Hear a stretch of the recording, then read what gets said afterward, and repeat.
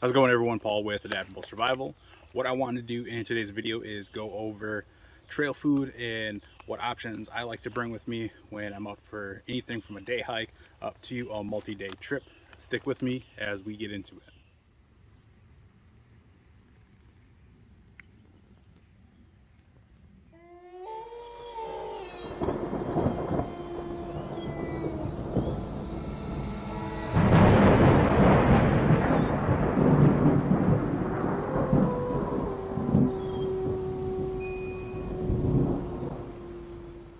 So recently in one of my videos, I was asked if I could go over quick trail foods I like to take out on the trail with me. So I have a few different options here in a couple of different storage pouches, just to kind of give you a variety of options, a look into how I look at it and what I like to carry. So I will get down onto the ground here, start busting through all these pouches and kind of explaining my thought process, why I select certain foods and the different options for carrying those. All right, so I have a couple of different food pouches and then just a big bag of Biltong sticks here. The Biltong sticks, or also known as Drew Wars. I'll throw the spelling of that on the screen. But I came across these, not particularly this brand, but these in general, along with Biltong from Casey from Coyote Works. I highly recommend checking out his channel. He does a lot of cool videos out west, a lot of overlanding, history stuff. Definitely a cool channel to check out. I've chatted with him few times. He sounds like a pretty cool dude. I'd love to meet him sometime down the road. This Kafaru ultralight pullout, what I like about this is, so I just have two main meals in here. So typically what I would do, and when I'm setting up my meal plan for whatever trip I'm going on, is I would only carry maybe 2 or 3 main meals with me. These would be for my dinner at each night. The rest of the day I would be using these foods that I don't have to prepare at all. But these Kafaru pullets are nice because they're really light, but you can pack a lot into them. I'll throw a link to Kafaru International site so you can check those out. Main reason I like Kafaru, it's all American made products made here in the USA.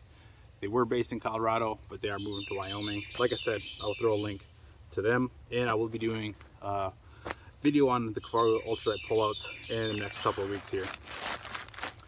This is just a Dyneema food bag.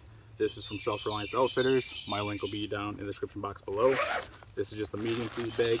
So what I keep in here, some packets of Pico, some 3-in-1 coffee, some energy shots, so I don't have to prepare coffee or take caffeine tablets, anything like that on the trail. I can just slam these down, usually with my supplements throughout the day. This is just a Pro Meal bar, a couple of granola bars, and then these Peak Refuel cookie bites. These things are really, really good. Put all this stuff back in here.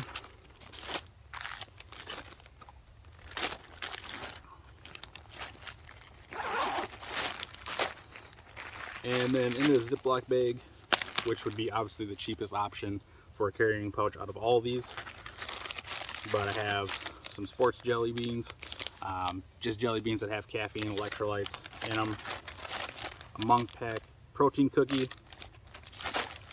and then I just have some packets of Gatorade. So for me being on a day hike today, this is way more food than I would actually normally carry, but I am doing this video so I can kind of explain kind of what I would carry for anything from a day hike to a multi-day hike. So now if I wanted to use this for meals for at least 2 days, I could stretch it out for 3. I could pack it down into the Kafaru ultralight pullout, which I believe this is the large, and the Self-Reliance Outfitters Dyneema food bag, which is the medium. The main reason I wanted to do this video, one, is because someone asked me in one of my videos if I could do one on some of the trail foods I like to use when I'm out on the trail.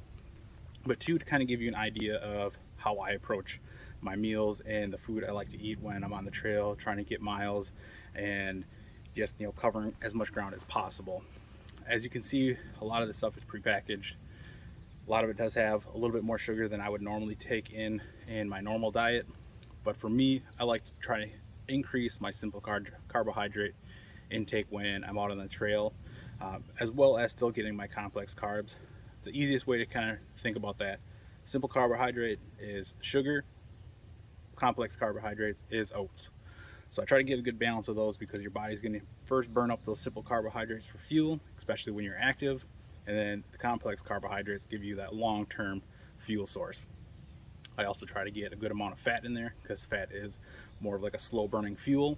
It's going to help me go for miles and give me a lot of calories in a small package.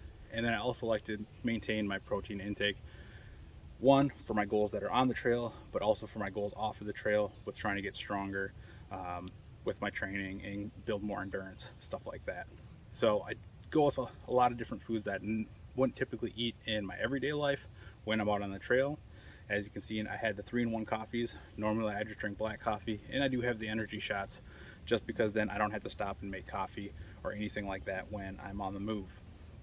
Now, this isn't to say these are the foods that you should be using on your trips. Experiment with stuff that's out there, kind of find what best suits your taste. Let me know in the comment section down below what your staples are, what you've tried, what you like, what you don't like. I'd love to hear those because I'd like to try some of those myself. If you haven't already, make sure you hit that like and subscribe button and ring the notification bell. That helps get some more eyes on the channel, gets us circulated, helps bring more people in our community, which will grow our knowledge base, allow us to learn together and grow together. As always, it's been Paul with Adaptable Survival. Adapt your mind, your body, and your gear.